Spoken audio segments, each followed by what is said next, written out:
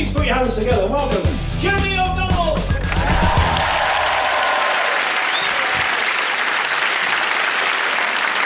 Hello people, how are you? You alright? My name is Jeremy, I'm from East London. Good 20 of us in. Sorry, I will move this. I'm quite skinny, you probably can't see me from behind there, can you? It is nice to be here in London. I was in Glasgow last week. Got any Scottish people in? Oh, shit. See, even that sounded like a threat, didn't it? It is a tough place. I'll tell you what, I was up there. This story didn't make the national news, just made the local newspaper. The sign outside the cellar said, "Human head found in IKEA bag." Somebody found a head in an IKEA bag. It didn't even make the national news. I bought the local paper. It said, "Human head found in IKEA bag. Police are treating it as suspicious." And I thought it was really interesting, the fact they'd mentioned that it was an IKEA bag, you know, as if somebody was walking along, found the bag, saw the head and went, "Oh, typical. Bits missing." When I got back from Glasgow, I had my water rates bill waiting for me. £276 my water rates bill, which I thought was a lot of money, especially because in the same post I got a letter from the Red Cross, said if I donate a £5, they can supply a village in Africa with water for a year. No, I can't help thinking I've been ripped off.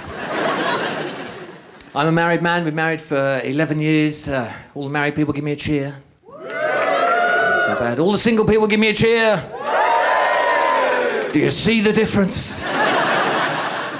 All the married people are like, "Oh, we're just happy to be out." Been married for 11 years. I've lost the ability to find anything in my house. I can't find anything. I was looking for my keys when I came out tonight. I searched all the drawers in the whole of the house. Nothing. My wife came along. She went, "Are you looking for your keys?" I went, "Yeah, I am." She went, "Have you tried this drawer?" I went, "Yeah, I have." She went,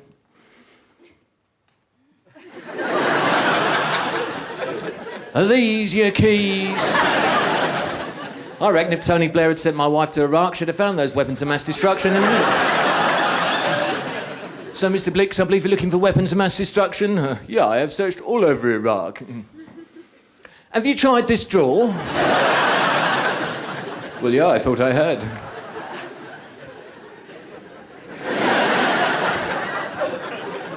"Are these your weapons of mass destruction?" "Yeah, they are." "No, look, they're my keys." I have been looking for those. My wife and I, we've been watching TV. Our favourite programme at the moment is Who Do You Think You Are? It's a brilliant programme. It's where celebrities trace their family trees. It's a brilliant programme. It's famous all over the world now. They've got their own version in Germany. It's called Are You Sure You Want to Find Out? There's one in Australia as well. One in Australia is called Your Great-Great-Granddad is a Thief. I like Australia, though. It's a beautiful place. I lived there for 4 years. Beautiful country. There's not much culture there, I noticed. 4 years I was there. There was one arty French film came to town. It was called Un Monde Sans Pitié, A World Without Pity. Underneath, in Australian subtitles, it had Tough Life. We travel about, as comedians, we travel about a lot as well. I was in Huddersfield just recently as well. I use trains a lot. I've always used trains quite a lot. And I noticed that in the old days, they used to put a lot of effort into the announcements. They'd say things like, "Oh, this train is delayed due to leaves on the track." Not this train back from Huddersfield, 3 hours delayed. And the only effort they could do was, "This train is delayed due to earlier delays." We were on this train forever. I got bored. I read the paper cover to cover and I got my hands covered in black ink and I thought, "Oh, I'll go to the toilet, wash my hands." I went to the toilet, got loads of that creamy soap on my hands like that, pressed the button on the floor for water. No water. I thought, "It's all right, I'll use the handy paper wipe towels." Yet no handy paper wipe towels. I thought, "It's all right, I'll walk down through the carriage. I'll use the facilities in the next one." Yeah, without really realising what I look like walking through the train with a big handful of creamy white soap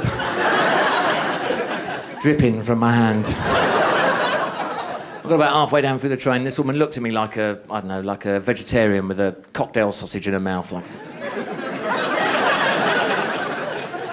And I thought it'd be quite funny. He said, "Well, hey, you know, it gets on these long, boring journeys. Anything to relieve the tedium?" Well, I think it would have been quite funny, which that moment the train lurched as it went around a corner. Caused me to instinctively grab hold of her shoulder for support. All down her black T-shirt, she went ballistic. I'm trying to calm her down with lines like, "Smell it!" Big mistake. I said, "Look, I've got some tissue." She said, "I bet you have." Anyway, ladies and gentlemen, that is all for me. My name's been Jeremy O'Donnell. Thank you very much. Good night.